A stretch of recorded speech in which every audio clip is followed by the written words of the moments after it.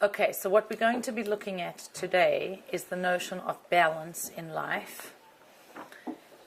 How much do you lean to one side? How much to another? What are extremes? Right, what are extremes?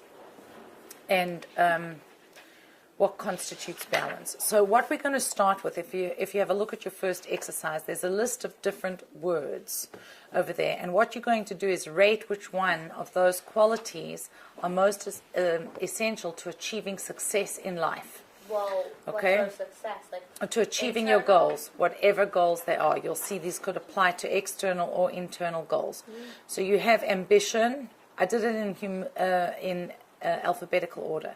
Ambition, assertiveness, flexibility, firmness, gentility, humility, persistence, pride, receptivity, sensitivity, and strength. Okay? So I want you to go through those and put what's the most important down to the least important. That are at the top of your list, the top 5. Me? Yep. But, like, my 7 is equivalent to my 4 in a way. You know what I'm saying? Like, I didn't necessarily write it in the order. Just like if I thought it was good, I wrote it sort of. Okay, well, let's see what you think is the most. Persistence, flexibility, sensitivity, strength, assertiveness, pride, humility. Okay, what was your top one? Persistence. Persistence. And you? Humility. Keep on going. Humility. So in a sense, persistence and humility might seem persistence and humility might seem like opposites of each other, right? Well, I wasn't. If you're humble, are you going to push? Huh? I was thinking like of a businesswoman. That's what I'm thinking.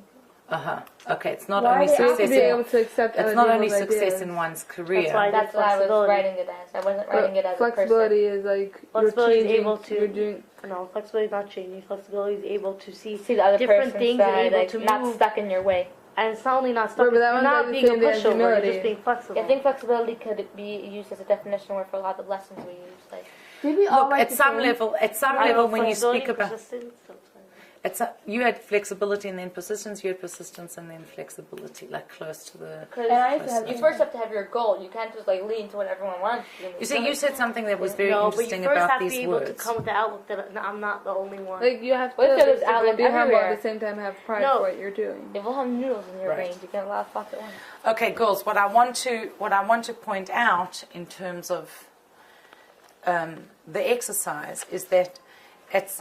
In some way, you have words that are very much about moving forward and strength and pushing your point.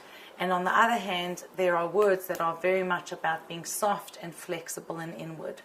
So what you said was absolutely right. There are these two opposite tendencies. And in Torah, in Kabbalah, we can relate that to Netzach and Hod. Netzach is what? Netzach means perseverance, right? Or Nitzachon is victory, right? That you're going to do those things that help you to accomplish your goals.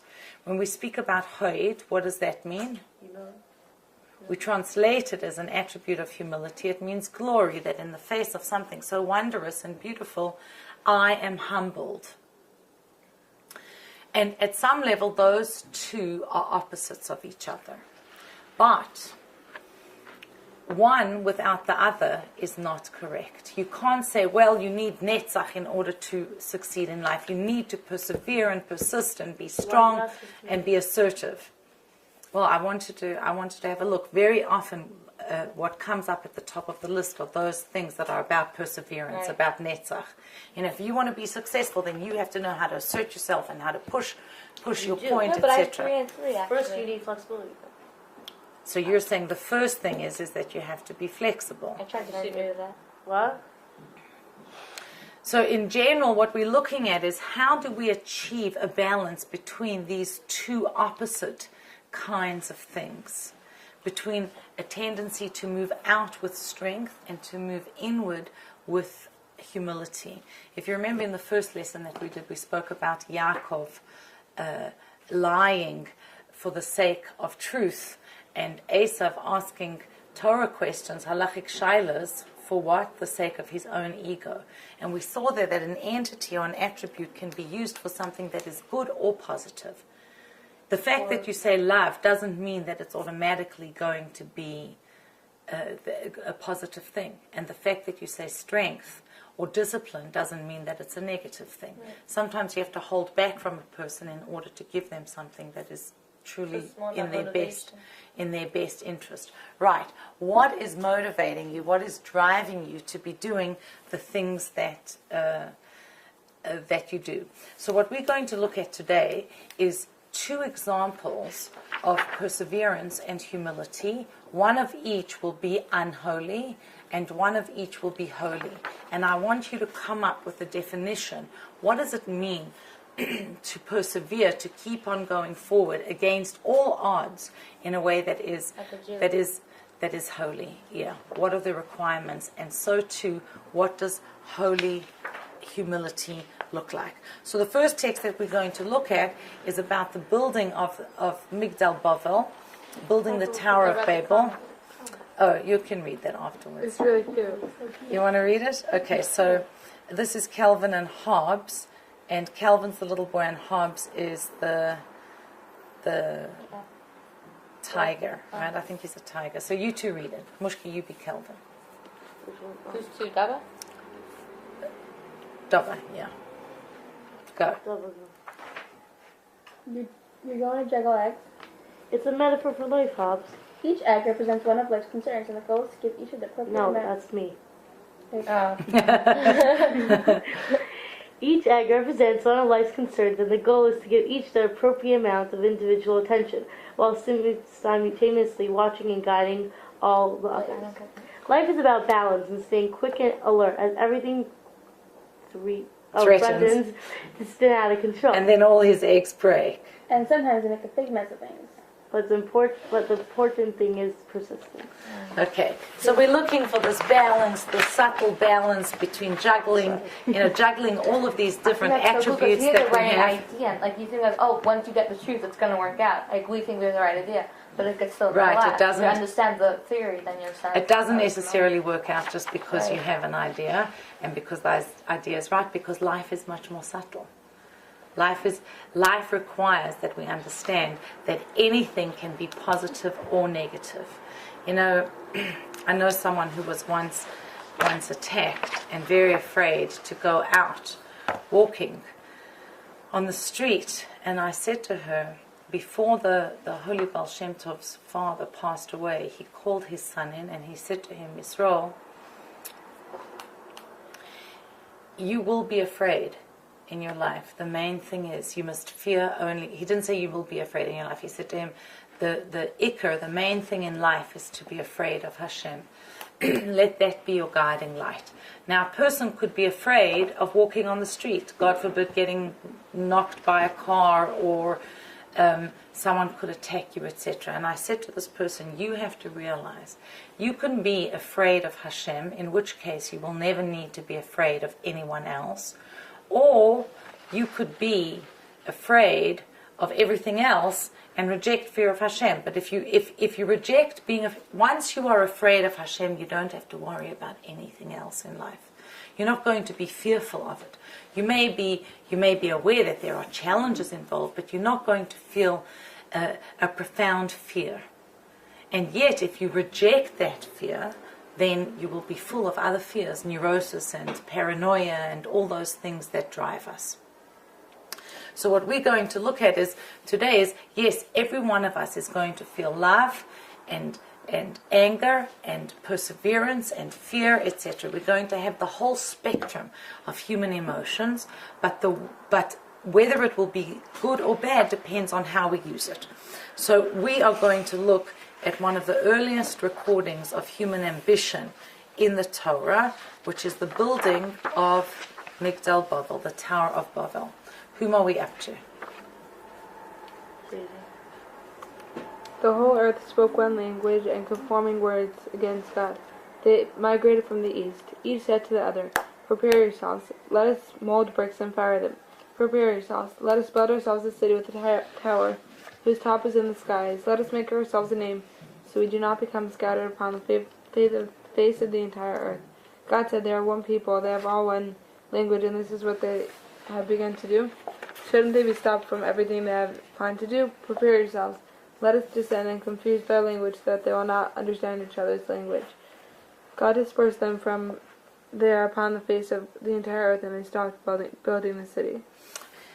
Okay, so what we're going to do is look at these comments that are from various commentators on the side, conforming words. What does it say? They were united in their cause. They were united in their cause. So there's a sense right at the outset over here that this is a group of people who have come to work on something, and they are united in what they're going to do. And then it says, let us build a tower. Chanula, you read, let us build a tower. So fanatical were they in their zeal to complete the tower that if a brick fell and broke, all wept, saying, how difficult it will be to replace it. But if a man fell down and died, no one even looked at him. So what's the idea over there? They were united to build their tower to fight against God, but they didn't care about each other. Right, right. They're united for one particular cause, right, in their goal, their ideal. So what we see is that when it came to building the tower, they were very united, fanatical almost. Nothing stopped them.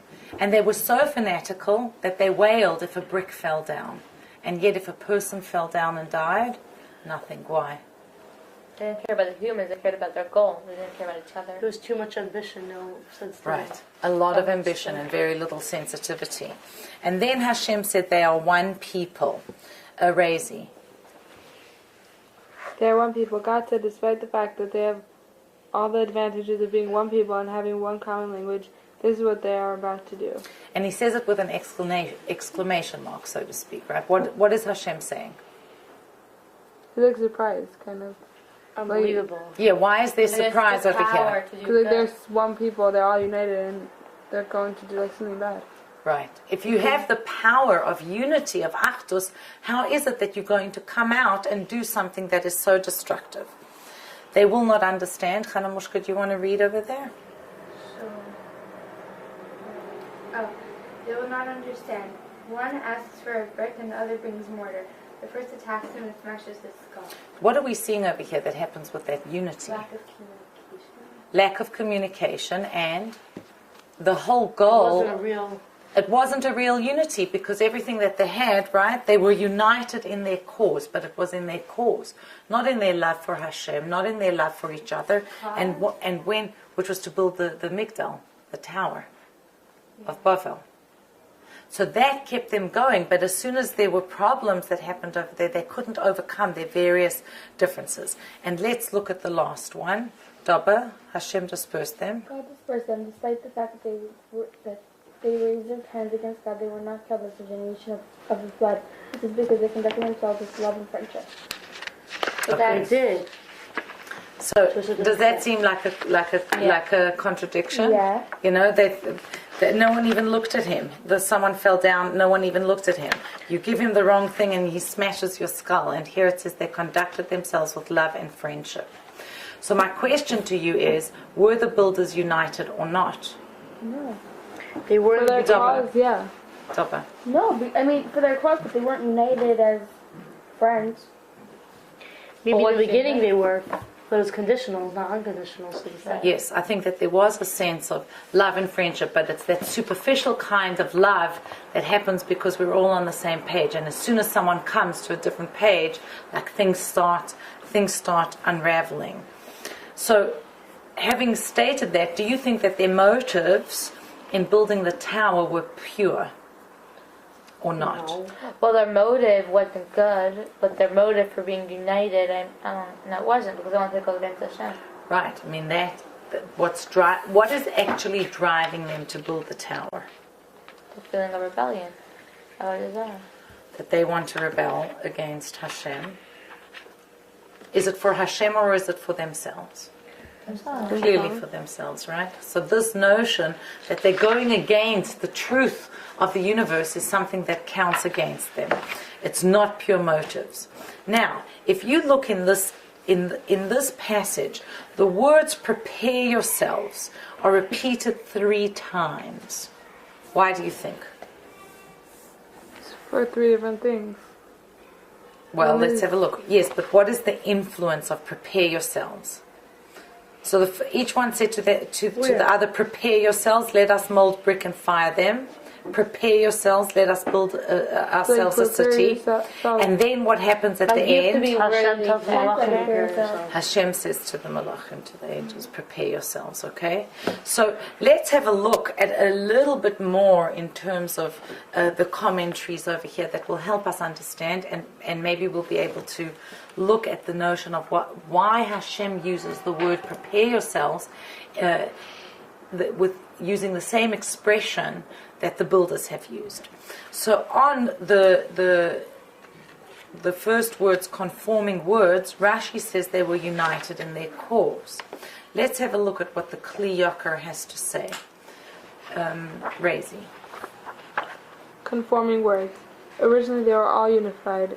Their fear was that if they spread out too much, they would lose that unity, and in an attempt to centralize their civilization, they built a tower.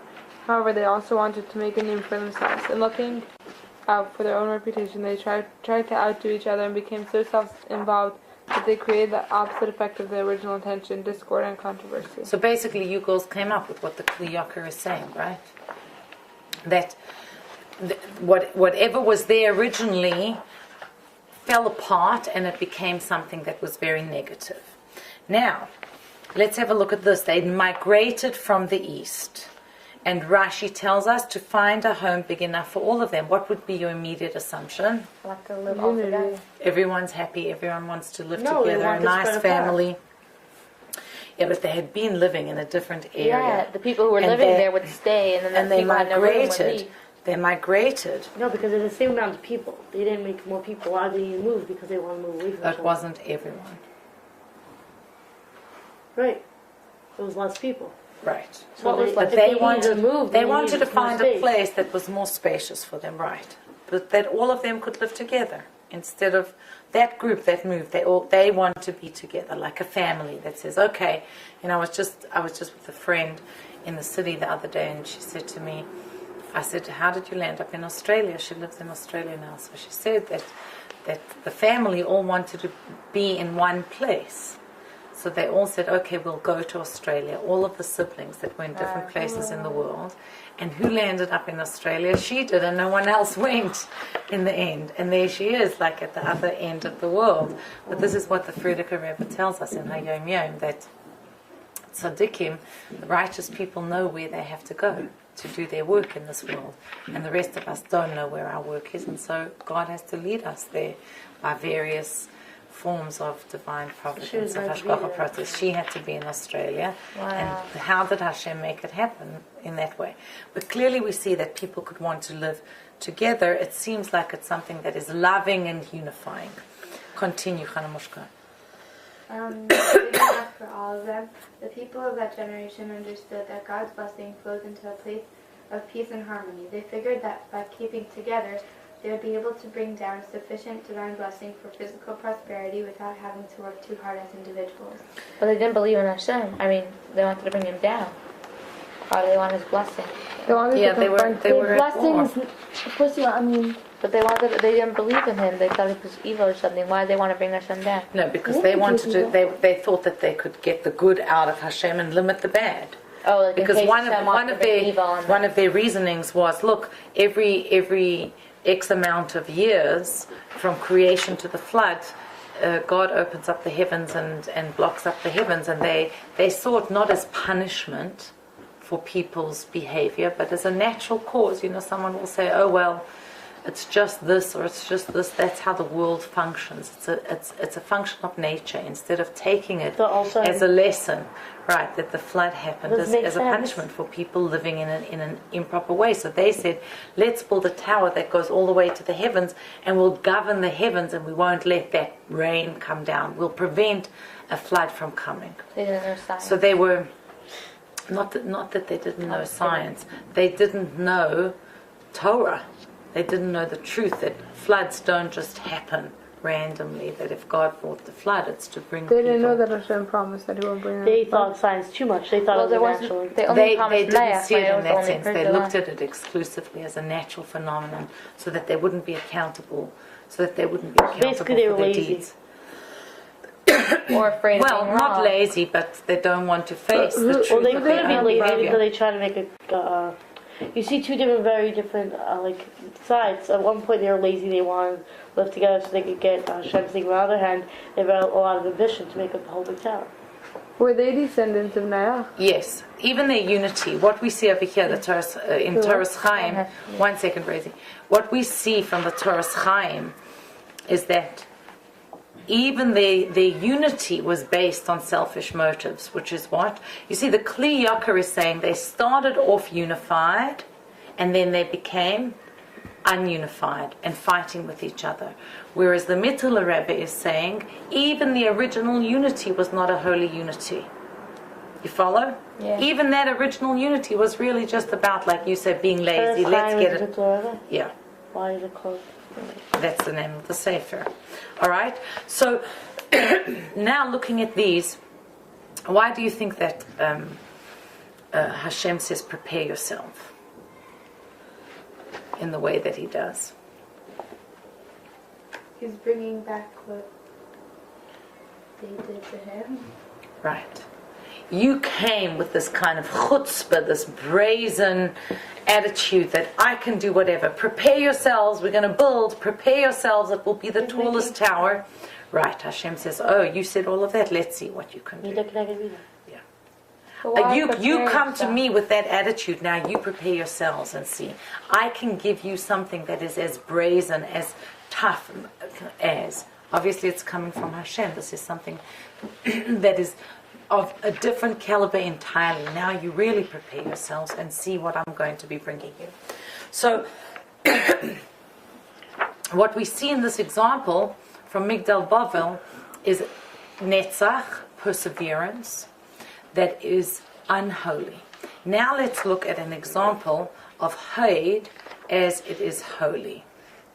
All right, and of Haid that is unholy. And this is the conversation that Moshe has with the slaves when he wants to tell them to go into the land and spy on the land. And he's telling them, look, we're going to go up and Hashem has promised us that we can go up and conquer the land, and you go and scout it out and see the best way that we could actually enter into the land. Now, do you think that going up and spying is going to be positive or negative? Well, we learned it. I mean, is it perseverance? Not the idea of the spying itself. Is it something that is perseverance or holding back?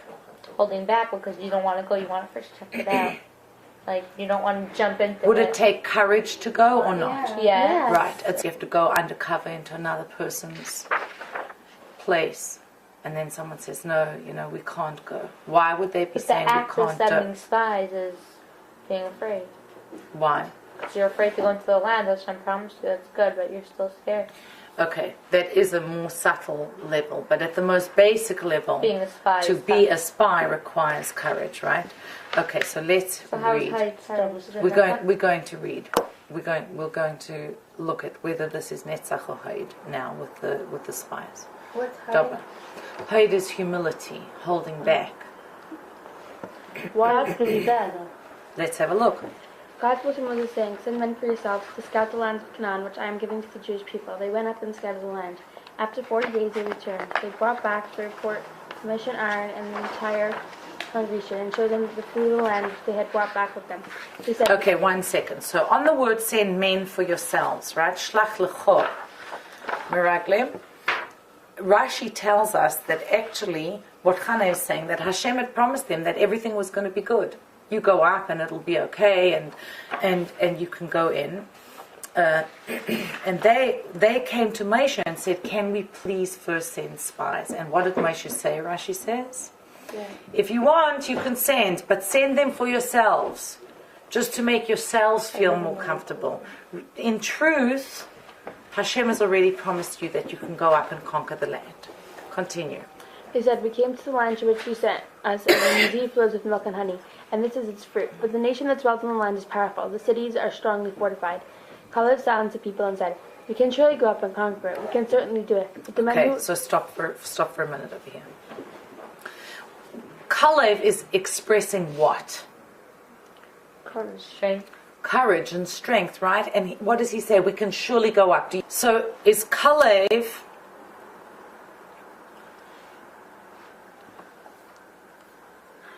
strong or is he arrogant? Strong. Why? We know he's strong. You know that he is, but let's say you weren't familiar with it. He's just being optimistic. He's just being optimistic. Like, There is a why certain can't sense that of be- arrogance in Why is there. that arrogant? Because everyone else is saying no and you say yes. Usually you think like in a classroom when everyone's kind of giving up and there's one kid who says, oh, I can do it, you think they're kind of being a show off. Like if you don't know the story at all, maybe that's what you think. But you're imagining like a military leader who's encouraging his people, come on, we can do it. You know? He's saying leave. You see, Rashi Yeah, comments that this notion of we can surely go up is not just up to the land, but even up to Shemayim. You are not limited. You are an infinite being, and you can accomplish whatever you want.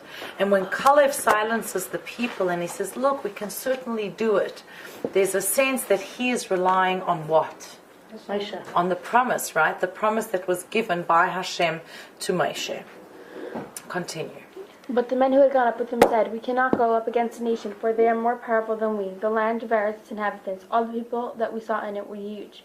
We were like grasshoppers in our eyes, and so we were in their eyes. Okay. What is powerful about that statement? We were like grasshoppers in our eyes, and so we were in their eyes. Oh, that's where the false humility comes. Why? Because They they picture felt themselves themselves as so in small. like, oh, we're so small, but not in a good way. They felt themselves small compared to the giants, not compared to Hashem. What were you saying before? I don't know. What were you saying? Oh, you said They're something putting I didn't themselves hear. down. Right. Very often we think that other people have a perception of us. They think something about us, and really, what is it? We're creative. It's just our own perception of ourselves. Oh, you're so saying we they were thought like they were creative because grasshoppers. they're putting themselves down. But what's wrong with that? What's wrong with putting yourself down? Yeah. Being humble, not putting... That's not humble. Who are you This to is not decide if they this think is you not are? humility. Hashem said you could go up, and they say no, we can't go up. Right? We're not capable of going up. And their statement was, we were small in our own eyes first, and same thing goes for everyone else. How do you perceive yourself? How do you see your actions and your attributes, your emotional world and the way that you think? Are you living with integrity? Are you not? Are you a great soul, or do you think that you're just a small nothing? If you think that you're a small nothing, then probably you'll think that other people think you're a small nothing. Well, you have to be a certain sense humble. You can't think that you're the Right. God's gift to the I don't world. really get why it's Okay, not right we're going to come. humility. We're going to come to which one it is, positive or negative, in a minute. Let's read. Can you just explain why it's a bad, not good humility? Why is it not good humility? Well, certainly you're not like grasshoppers. It's not an accurate estimation of who they were. Imagine Hashem had performed plagues for over the course of 10 months for the Jewish people. He took them out of Egypt with the greatest miracles. He allowed them to cross the Red Sea. You're saying that Hashem doing so much right And now. he gave them the Torah. You think that he's going to do that for grasshoppers, for people who have no stature and don't deserve anything? You know, Rashi actually tells us that on these words, the land devours its inhabitants. Do you remember what was going on in the land when they came there? Oh, they had a plague and everyone was dying. Purposely. There was a plague and everyone was dying, But right? Hashem did it to So destroy what did the people think that meant? that people die in that land. That That the land, this is a very dangerous land. People die in this land, right? And what does Rashi say was the real meaning of what was going on? Right, so that the people would be distracted. He didn't want them to be focusing on, oh, you know, like maybe there's a stranger that came into the city, and did you see another stranger, and what about your city, etc. They were so busy with their mourning and burying the dead that they didn't notice the people who had come there. So all along the way, what we're seeing over here is that there is a misinterpretation of events and facts. Facts that happen are just facts. It happened. There were people that were dying, and they take that to mean something. In truth, it had a completely different meaning. Continue. Yeshua, son of Nun, and Caleb, son of the spoke to the congregation. The land that we passed through to spy it out, the land is very, very good. If God desires us, He will bring us to this land and give it us, a land that flows with milk and honey. Okay, so we see that Caleb and Joshua were very confident. On what basis were they confident? Because Moshe told them. Right, because Moshe had told them, that Hashem had told them. So why were the spies unconvinced? If Caleb and Joshua were convinced, why were the spies unconvinced? Because they went with the notion that They went with what? A notion They that didn't make they didn't it want part to of go themselves. there, so they They were couldn't- comfortable where they were. Yeah, they didn't want to change. And what happens when you don't want the status quo to change? You see the other part is bad. You You don't find look at it, you excuses. just look at it the way you want. Right, somewhere you start to distort reality. Razy, what were you going to say? Why were the other spies unconvinced? Because they didn't make it a part of themselves. They didn't internalize the message of Moshe.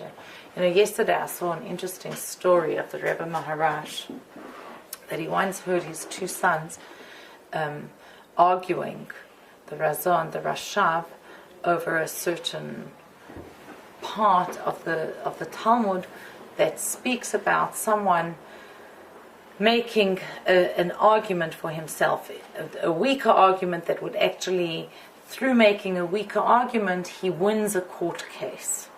Because he doesn't put forward the best argument, but somehow through this weaker argument he wins the court case. I'm not going to go into it. It's called the principle of Migu.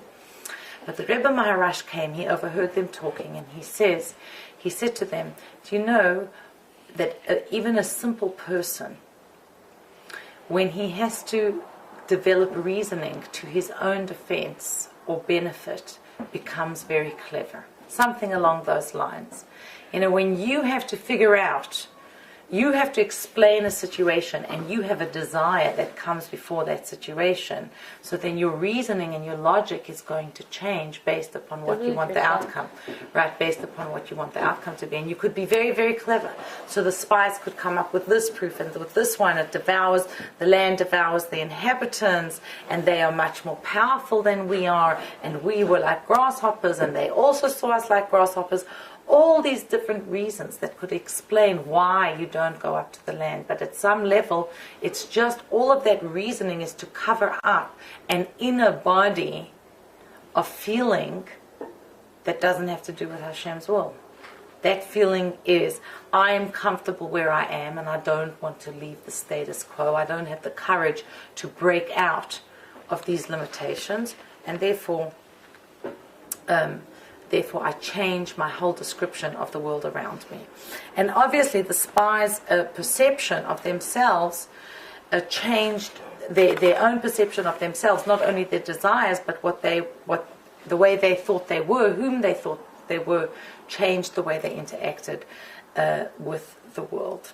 So this is an example of false humility or unholy humility, where Caleb and Joshua might seem arrogant, but we see that they're moving on the promise of Hashem. And the spies could seem like holy humility, but really it's something that is about serving their own interest. So let's do a flip over here. The first flip we're going to look at is actually about Shlomo HaMelech building the Beis HaMikdash. Just as we had the building of the Tower of Babel, so to here we have the building of the Beis HaMikdash. And what I want you to do is note, you can underline, or this is holy kind of Netzach, okay? So we're going to read it, and I want you to notice the differences between the way the building of the Tower of Babel is described and the building of the Beis HaMikdash, the temple, is described. So, Chana, I think we're up to you, right? Mushki. This one's Netzach or Hod? This is Netzach. Okay, Shlomo sent a message back to Hiram saying, You knew that my father David was not able to build a house for Hashem because of the war that surrounded him, and now Hashem, my God, has granted the rest on all sides. There is no adversity and no misfortune. Therefore, I have decided to build a house for the name of Hashem, my God. Command your servants that they cut down cedars for me from Lebanon. My servants will be with your servants, and I will provide you with the wages of your servants according to whatever you say. When Hiram heard the words of Shlomo, he was very glad. He would give Shlomo as much cedar wood and cypress wood as he desired, and Shlomo would give Hiram wheat and oil in abundance for his household. Shlomo had 70,000 who carried the burdens and 80,000 who in the mountain. The king commanded that they Quarried. They cut out the stones. The builders of Shlomo and the builders of Hiram and the Gebalites, Gebalim, carved the stones, and they prepared the wood and the stones to build the temple. Hammers, chisels, or any iron utensils were not heard in the temple when it was being built, because whereas iron implements are used to shorten men's lives, the temple was constructed to prolong life. The words of God then called to Shlomo, saying, "This temple that you built, if you follow my decrees, I shall dwell amongst the children of Israel." Shlomo built the temple and finished it with a great alacrity, managing to fulfill the entire edifice over 7 years. By contract, he worked on his own palace at a slow pace over 13 years. Okay, so what are the things that you notice that are the differences between the way Migdal Bavel, the Tower of Bavel, was built and the Beis HaMikdash? Bring me words from the pasuk, words from the text that you can substantiate those differences. He says, therefore I decided to build a house for the name of Hashem.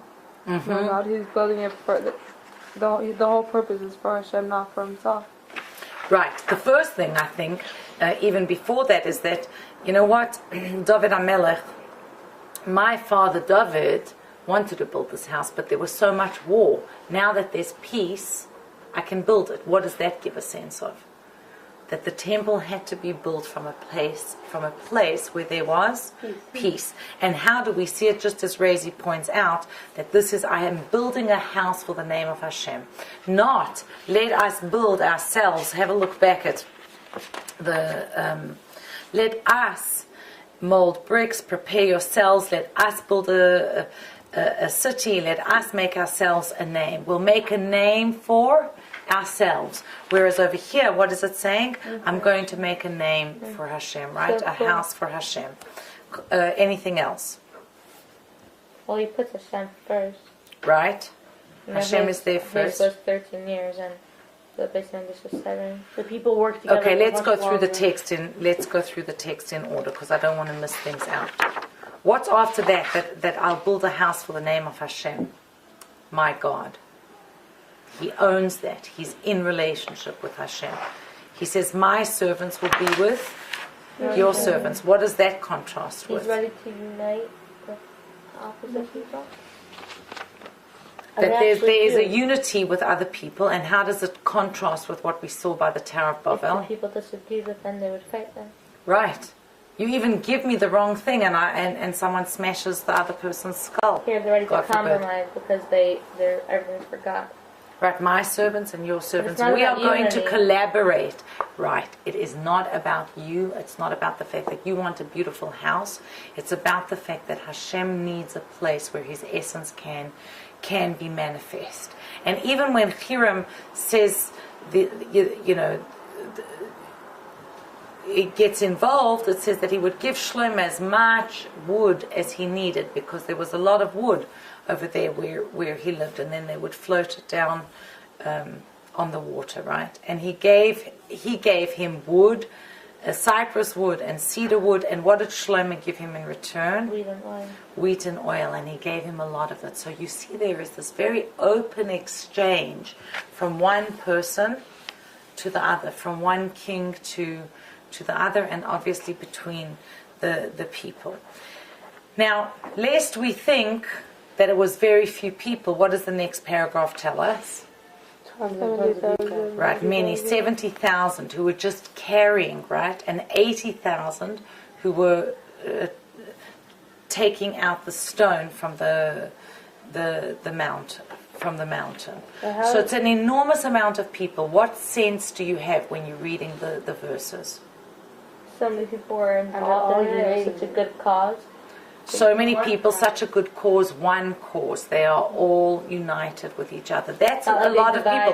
If you take 70,000 and 80,000, that's a lot of people that you're putting together. Right. and everyone is collaborating on the same project. Could you think of how that would be if you're at school? You have a production to do, and one head says this and another head says that, and the dance head says this, and the girls are having arguments. You should be on the stage, you should be off the stage. This is coming straight from Hashem.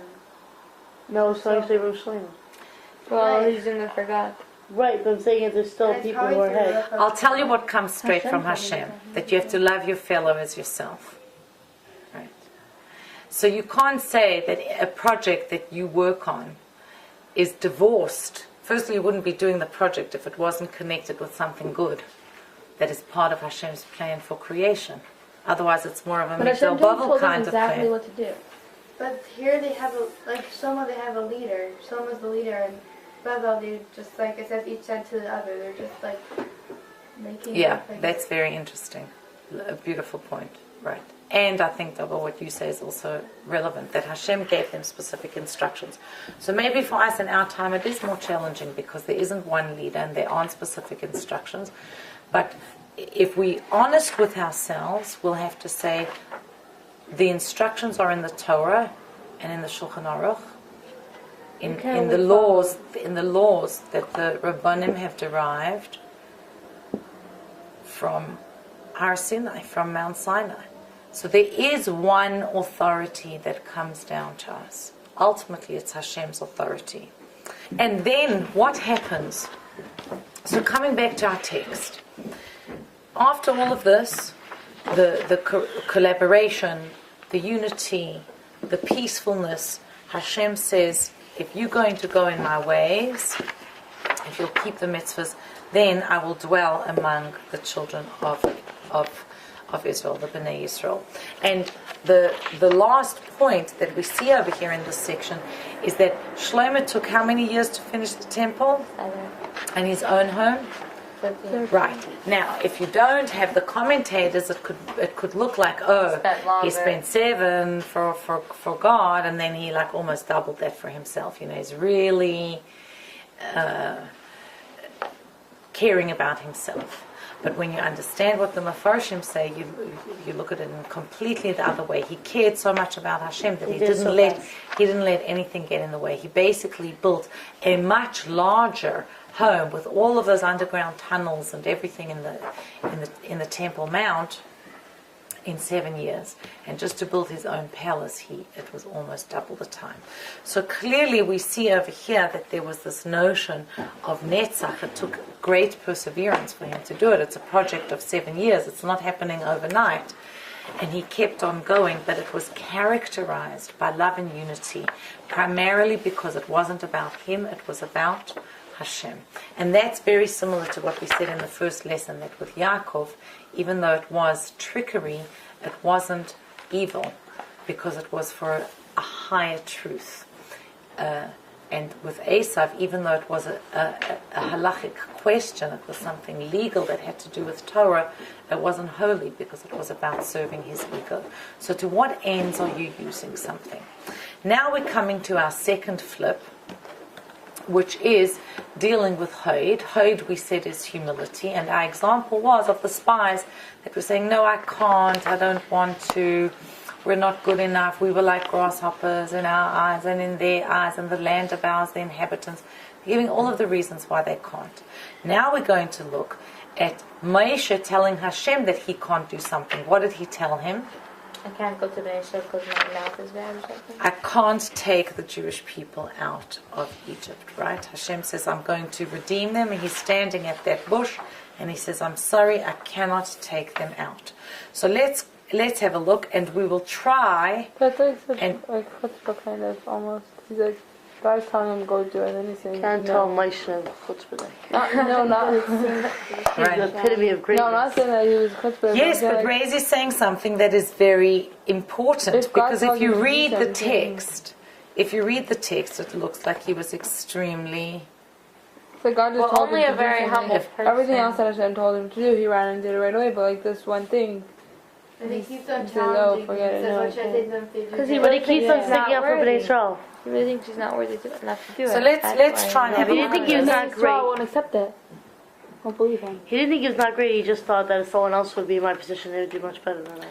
You see, according to Hasidus, one of the things that we understand, Shlach no b'yad tishlach, he said, look, send with the ultimate Redeemer. Why should I take the Jews out of Egypt? Why should I take them out of such an oppressive exile, and they'll come into the land, and then they're going to have to go into exile again, and then they'll come into the land, and they'll have to go into exile again, and only then will they come into the land. Please, Hashem, don't send it through me.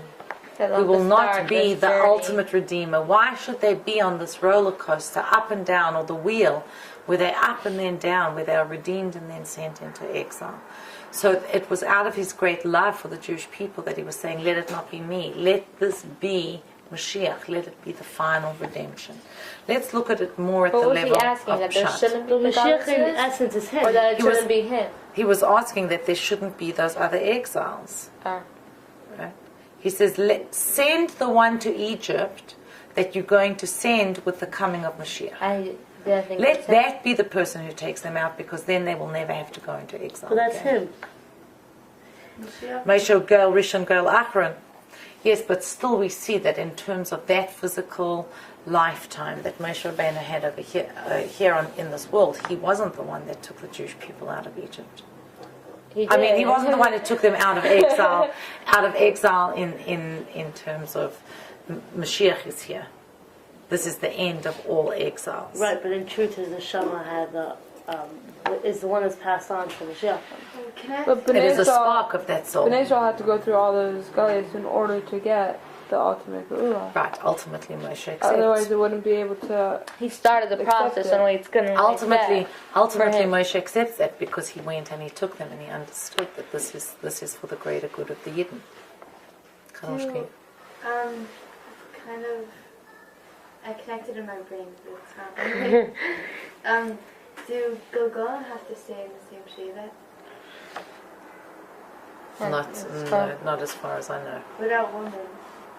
No, I remember learning that. Don't know what Shevet she was from. My friend's parents were told by like these Gedalim and Eretz Yisrael that they were brother and sister in previous Gilgal, and That's weird. Who said that? what like Gedalim and Eretz Yisrael told her parents that they were going to go and Oh my gosh. they were brother and sister. And how do they That's know freaky. Look, today generally That's people aren't told that. It used to be in previous generations that the tzaddikim focused a lot on Gilgulim. Why? why you But the can't make the closer, difference to because who you each were person's before. individual mission was prominent. What you accomplish as an individual was the most important thing. But when it comes to our generation, we focus more on the collective identity. Yeah, we have one goal. Collective identity of the Jewish people, Koma Achas, right?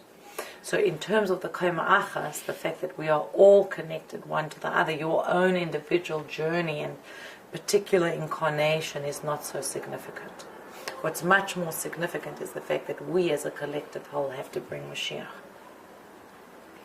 So I don't think that it's necessarily the case at all that you have to go from one Shevet to another. Miriam HaNeviah was from Shevet Levi, and Devorah HaNeviah was from which Shevet? Anyone? And she was a Gilgal? She was a Gilgal. Devorah HaNeviah was a Yeah, Gilgal of Miriam HaNeviah. The person who Shlomo's wife's husband. My husband is Slima. No. Her first husband. Oh. He was also a goat. You mean David's wife's David, husband? you're talking about. Uriah. And it was Uriah had to Tzipporah. die. With Right. Bathsheba. Wait, why Wait did a minute, Uriah have it to wasn't die? Miriam Hanavi, it was Tzipporah Mish's wife, no? Maybe I'm confused. But Uriah was there. But the Zipporah? point is, yeah, they did change gender, Uriah they changed was shape, Zipporah? they changed everything. Yeah. Uriah was Tzipporah. And So why did he have to die? I also wasn't able to really answer. There is a letter, it's a very interesting letter over The here whole, of the yeah, the Rebbe, whole where he says that not only that, It was Uriah, but a right? person could chas Yeah. v'shalom come Yeah. back in the body of an animal, even in a tzameach, Oh, I know a the living story. a plant, Plant? or in a stone. Oh, that's Let's enough. focus one last thing here at the end. We're going to read Chanukah. God said, "Now behold, the cry of the children of Israel has come to me, and I have also seen the oppression with which the Egyptians are persecuting them. Now go, and I will send you to Pharaoh, and you will take my nation, the children of Israel, out of Egypt. Okay, so Hashem says to Moshe, those words that I've bolded, I will send you to Paro. He says, don't worry that your mission is not going to be successful. Effort. Your words, yes, ultimately your words will be effective and you will bring them out. So he was giving him confidence that this is going to happen. What happened with the How is spies? that giving him confidence? I will send you to Paro. Yeah. You're not going on your. You're not going on your own. I will send you to Paro. Okay. Now with the spies, what did Hashem say? He gave. You go. No, Hashem gave a promise. I will bring you up to. Yes, you will come up to the land, right? You will go up to the land. But then Moshe said to them. They said to Moshe, "We don't think that we can." He said, "All right, you want to send spies? Send for yourself." Continue.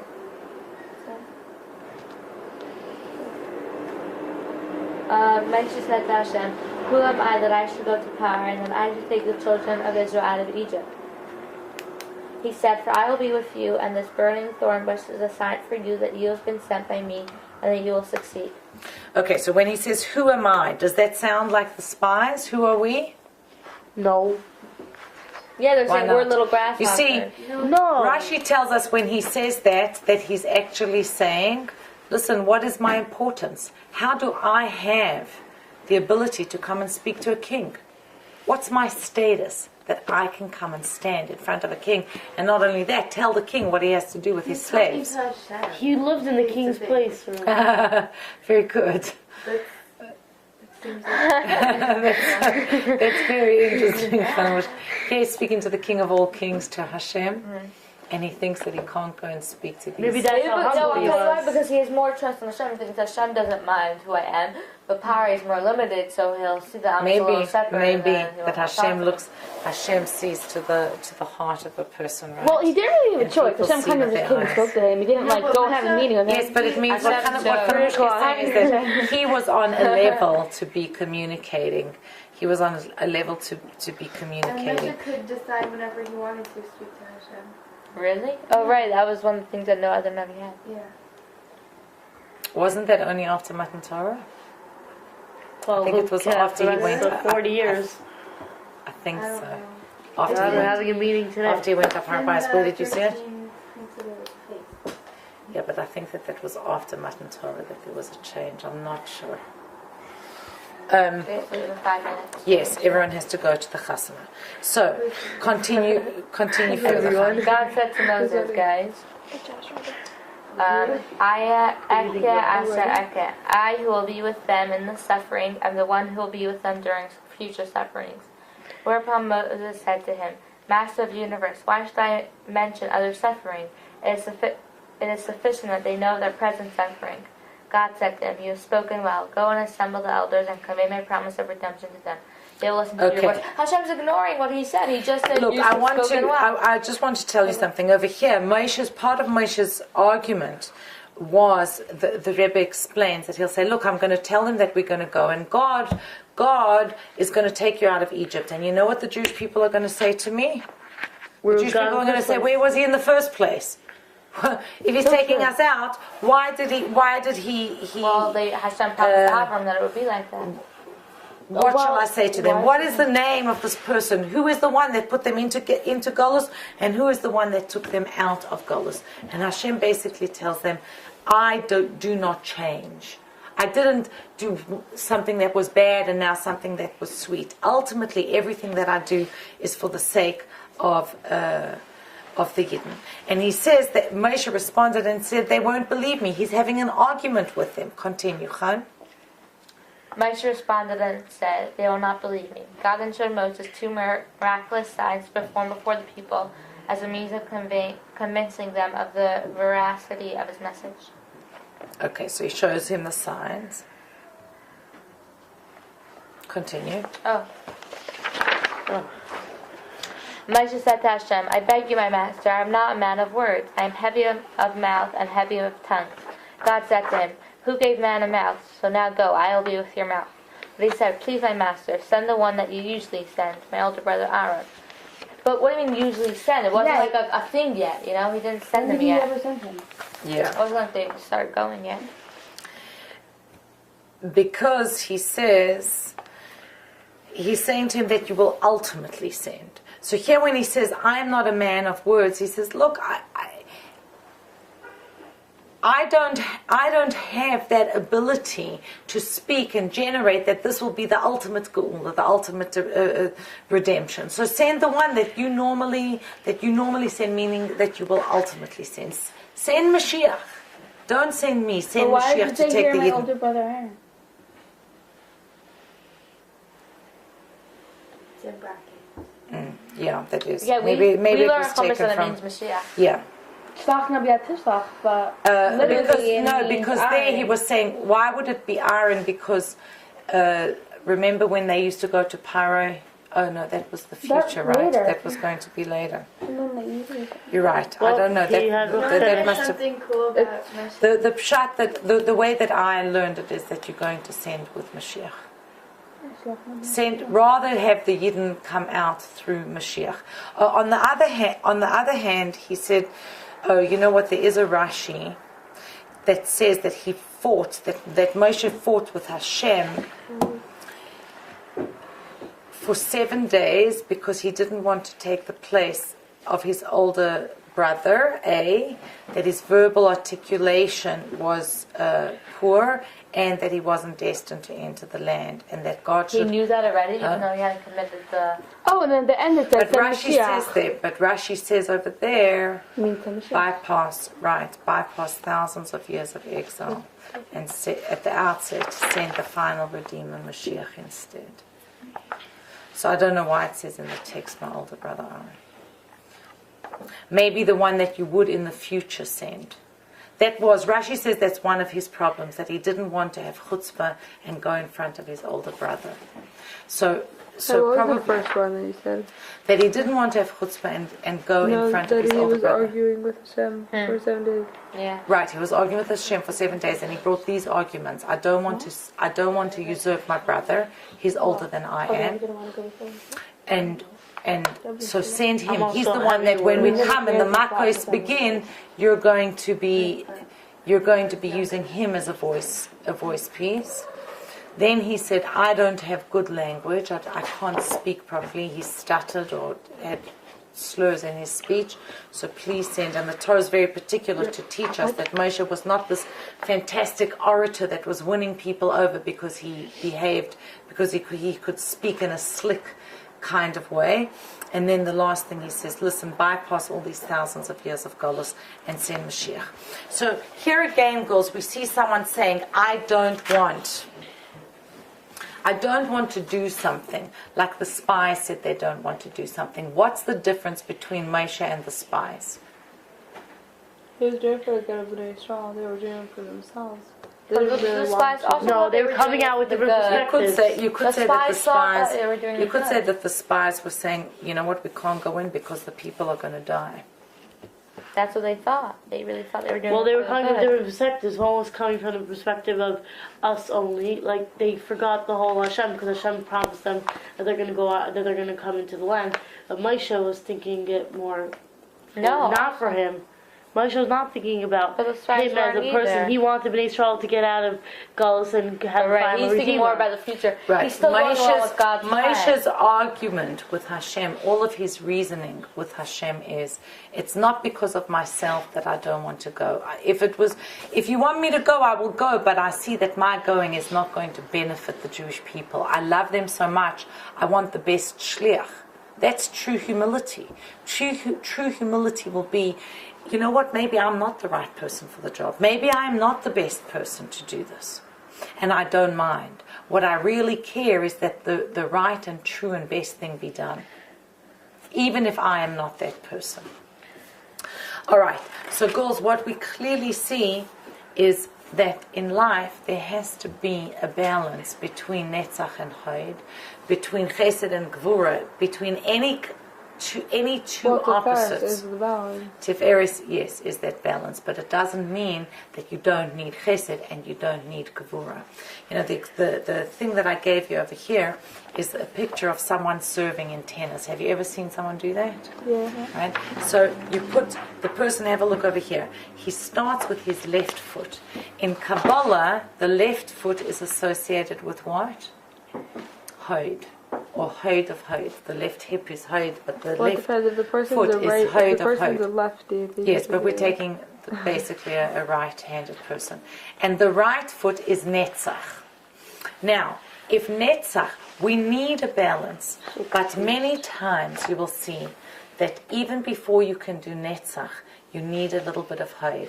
How do soldiers march in the army? What do they say? Left, right, left.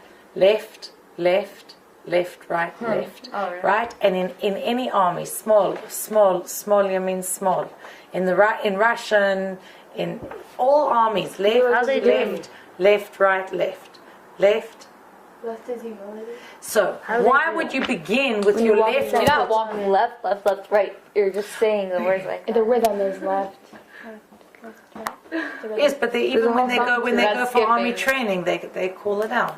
Right. Someone will say, you Like the know. rhythm, it's not like you're going left foot, left foot, left foot, Right. left. Right, there's a duck little spot. space. There's a little space in between. Now, why am I bringing that up as an example? Because we could say, you know what, in life, I need to have perseverance and then humility. But even before my initial perseverance, I have to have my first bit of humility. I'm stopping now. Don't worry. This is the end of the lesson. I need to have a little bit of humility right at the outset. When you look at a person That's more important. serving in tennis, that left foot is forward, and then watch, his right foot comes forward with all of the force and all of the power. But if you don't have the humility supporting your strength, it's going to be overwhelming. The person could fall over, and you won't even have the strength. Ironically, it's through pulling back that we can move forward in the most powerful way. So let's end by reading text number 10. Raising. The sages said about our arrogance, damned is the one who has it, and damned is the one who does not. Arrogance makes a mortal being into an idol, but without it, how can we change the world? Let your conscious mind know it is nothing that the power God has placed in your heart may then burst forth. I think it's a beautiful quote. That means if you don't have any arrogance, you're not going to try and make a difference. You're not going to try and change the world. And if you are arrogant, Not arrogance, like no but confidence. Mushki, that's exactly what I was saying at the beginning. Netzach, perseverance, is it good or bad? Depends how you use it. Hod, good or bad? No, but I'm saying etc. arrogance is used as a negative term. When someone is arrogant in a good way, it's used as, let's say, a good They self-esteem always or say you need Right. chutzpah to get something done. Right. You When can't- Hashem I says agree with you that. are Am She'oref, you are a stiff-necked, stubborn people. What? So if it weren't for that being tough, we would never have survived the exile. So what we have Well, to I see think over I'm here just thinking is about the conversation. know that your own power is nothing, and ultimately it comes from the Eibishter. Then you can say, I have power. But because your power is not coming from ego, it is coming from a place of being completely surrendered to Hashem. Strolls.